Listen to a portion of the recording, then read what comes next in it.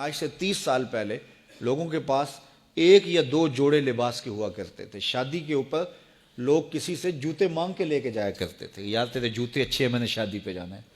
امیر بھی ایسا کرتے تھے، غریب بھی ایسا کرتے تھے. میرا ایک دوست مذاق سے کہتا ہے پہلے جب کسی سے پوچھتے ہوتے تھے کیا حال ہے، وہ کہتا تھا شکر ہے. آج پوچھتے تو کہتا ہے شوگر ہے.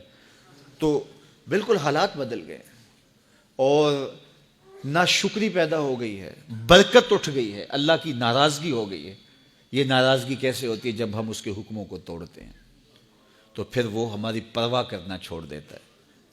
پھر صحرا میں پڑے ہوئے خشک پتے کی طرح ہوائیں چاہے ادھر اڑائیں چاہے ادھر اڑائیں، اللہ کو کوئی غرض نہیں ہوتی. وہ جدھر مزید دھکے کھاتا پھرے، اور اگر کوئی اس کا ہو جائے پھر وہ اللہ کے ذمے ہوتا ہے.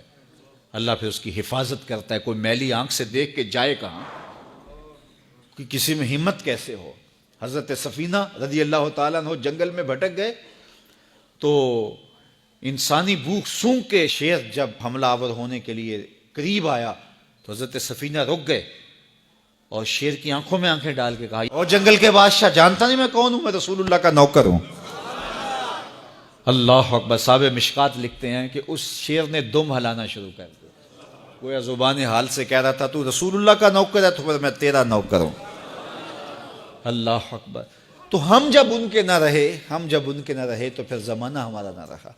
تو یہ نتیجہ ہے گناہوں کا. اللہ اکبر.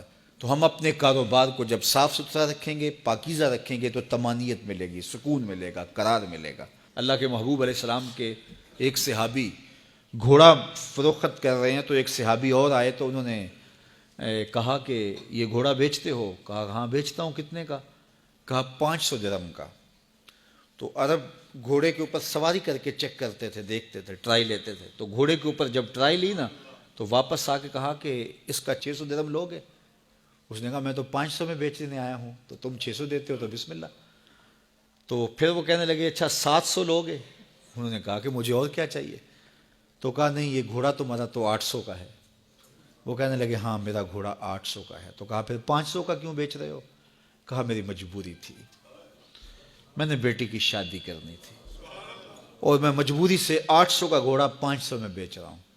انہوں نے کہا میرے صاحب، میرے بھائی، میں تو 800 میں لوں گا. جب ہے 800 کا ہے تو میں 500 کا کیوں لوں؟ انہوں نے کہا بسم اللہ. انہوں نے 800 روپے پیش کی اور گھوڑا لے لیا. تو کہا کہ میری تو مجبوری تھی کہ میں نے بیٹی کی شادی کرنی تھی اور میں اس لیے گھوڑا 300 سستا بیچ رہا تھا، اور تم نے 800 کا لیا جب تمہیں 500 کا مل رہا تھا. کہا میری بھی مجبوری تھی. کہا تمہاری کیا مجبوری تھی؟ کہا میرے رسول کا فرمان میری مجبوری تھی. کہا کیا رسول اللہ کا فرمان ہے؟ کہا ہمارے رسول نے ہمیں سودا خریدنے کا حکم دیا ہے، کسی کی مجبوری خریدنے کا حکم نہیں دیا.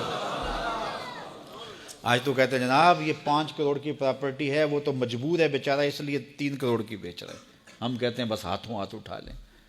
یار اگر کوئی بندہ اپنا گھر بیچ رہا ہے اس لیے کہ وہ مجبور ہے اور وہ 1 کروڑ روپے کا ہے تو ہم اس کو 50 کا کیوں خرید رہے ہیں؟ جب ہے 1 کروڑ کا، 1 کروڑ کا خریدے.